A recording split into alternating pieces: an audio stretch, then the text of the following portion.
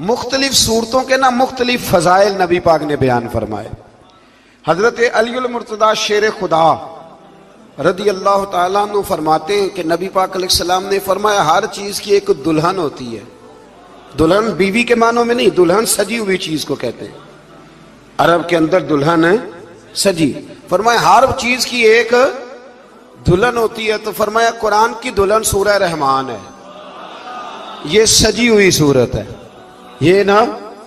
اور اللہ بار بار کہتا ہے، بار بار فَبِأَيِّ آلَاءِ رَبِّكُمَا تُكَذِّبَانِ، او انسان تو اپنے رب کی کون کون سی نعمت کو جھٹلائے گا؟ پلٹ کے دیکھ تو صحیح، تو اپنے آپ کو دیکھ لے، اپنی آنکھیں ہی دیکھ لے، اپنا گھر ہی دیکھ لے، تو غور تو کرنا ذرا۔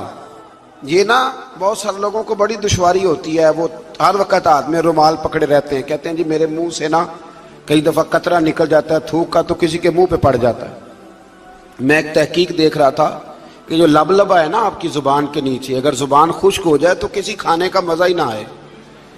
ڈاکٹر کہتے ہیں کہ اتنی قیمتی چیز ہے یہ جو آپ کی زبان تر رہتی ہے، کہ یہ سارے ذائقے جو ہیں یہ آپ کو دیتی ہے۔ اگر کبھی زبان پک جائے تو اچھی طرح پکی ہوئی چیزیں بھی مزہ کوئی نہیں دیتی، بلکہ جلتی رہتی ہے ہر شے۔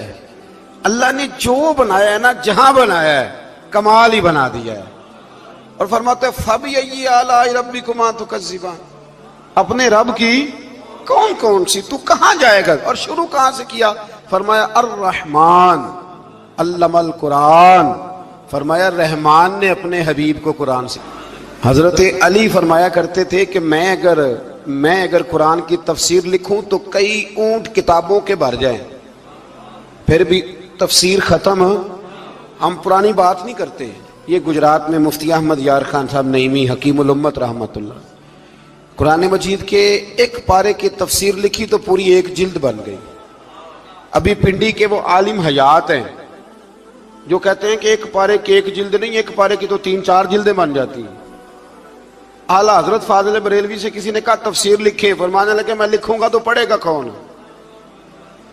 فرمایا میں تو سورہ بددعا کی تفسیر لکھوں تو کئی جلدیں بن جائیں، اتنا وسیع۔ اور بتائیے یہ وہ لوگ ہیں جنہوں نے استادوں سے قرآن سیکھا ہے، تو جس رسول نے اللہ سے سیکھا ہے، جس نبی نے اللہ سے سیکھا ہے، اس کے آپ کیا صاحب بات کرتے ہیں علم کی، اور آپ ترازو لے کے بیٹھے ہیں، آپ کیسی بات کرتے ہیں؟ میرے محبوب کو رب کہتا ہے میں نے قرآن سکھایا ہے۔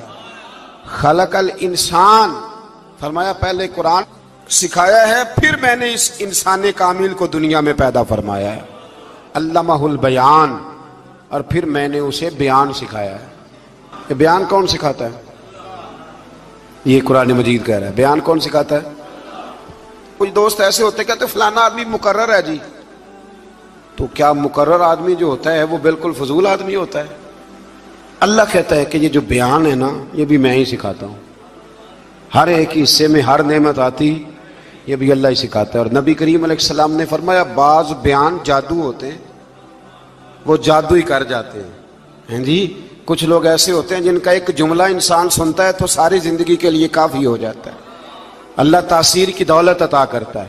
پھر بڑی ساری باتیں رب کریم نے ارشاد فرمائیں، فرمایا علمہ البیان الشمس والقمر بحسبان، سورج اور چاند حساب کے پابند ہیں، والنجم والشجر یسجدان، آسمان کے تارے اور زمین کے درخت اسی کے سامنے سجدہ کیے ہوئے ہیں، والسماء رفعها ووضع المیزان، آسمان اسی نے بلند کیا ہے اور میزان عدل بھی اسی نے قائم کیا ہے، اللہ تطغوا فی المیزان، تاکہ تم تولنے میں زیادتی نہ کرو، وَأَقِیمُوا الْوَزْنَ بِالْقِسْطِ وَلَا تُخْسِرُوا الْمِیزَانَ، اور فرمایا اس طرح کرو کہ وزن کو ٹھیک رکھو انصاف کے ساتھ، اور تول کو کم نہ کرو۔ پھر بڑی ساری باتیں ارشاد فرمانے کے بعد فرمایا وَالْحَبُّ ذُو الْعَصْفِ وَالرَّیحان، اناج میں جو بھوسا والا ہے اور خوشبودار پھول سارے کس نے پیدا کیے؟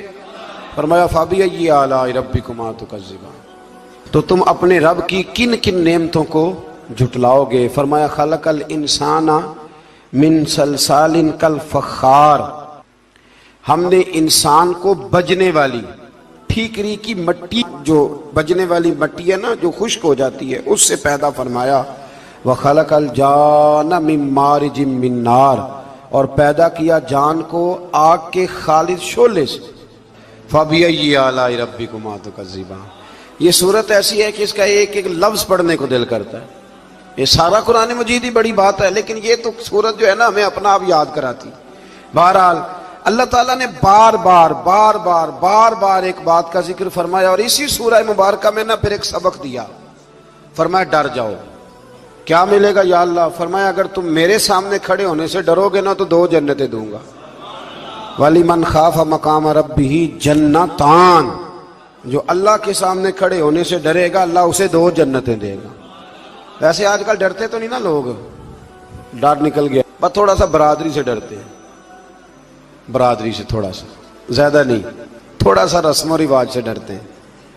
कुछ थोड़ा सा, कुछ लोग हैं जो चलो थोड़ा बहुत बच्चों से डर जाते हैं, थोड़ा थोड़ा है ना, दुनियादारों से लोग डरते हैं। नहीं डरते तो अल्लाह से नहीं डरते, जिससे डरना चाहिए। फरमाया जो रब के सामने खड़े होने से डरेगा अल्लाह उसे 2 जन्नतें अता फरमाएगा। फिर हमारे मामलात के अंदर लिल्लाहियत खत्म होती जा रही है, खुलूस नहीं रहा। करामतें हैं, कहानियां हैं, दास्तानें हैं, इल्ज़ामात हैं, झूठ है, फरेब है, फ्रॉड है, बड़ा कुछ है। अगर नहीं है तो खुलूस नहीं है। अगर नहीं है तो हमारा अल्लाह और उसके रसूल के साथ रिज़ा वाला मामला नहीं है। किसी चीज़ को उसकी हकीकत की बजाय हम तसव्वुरात की दुनिया में जाके, ख्यालात, तोहम्मात और अफवाहों की दुनिया में जाके उसको कबूल करते हैं। याद रखो, जिन लोगों की ज़िंदगियां अल्लाह की रिज़ा के लिए थी वो लोग बड़े अच्छे थे, बड़े खुशबख्त थे, बड़े खुश नसीब थे।